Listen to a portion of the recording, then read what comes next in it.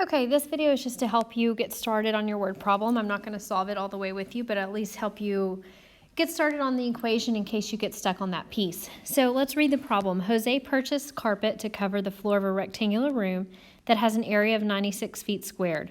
The width of the room he is carpeting is 4 feet less than the length. Find the length and width of the room.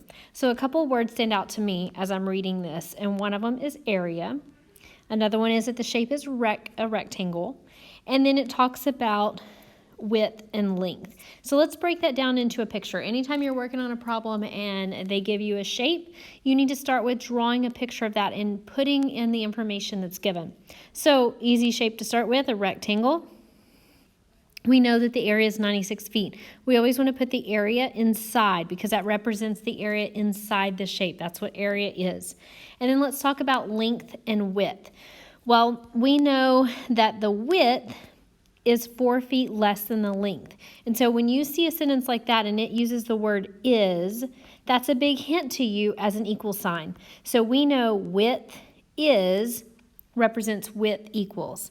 And then 4 feet less than, remember that when they use the word than, you're putting it at the back. So 4 feet less than the length. So length minus 4. Okay, so that's what the width represents. So we can take that and put that into our picture here to represent the width.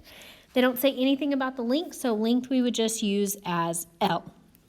We know back in the day that our formula for area of a rectangle is area equals length times width. So let's plug the L in for the length, is what it is there.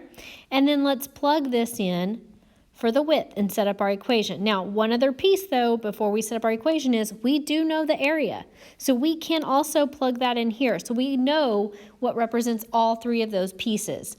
So let's set up our equation. Instead of area, we're going to put 96. We'll just keep the L there since that's all we know about the length.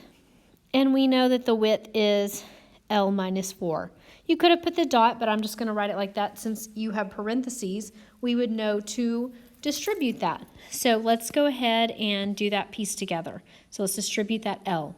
So we're at 96 equals L squared minus 4L.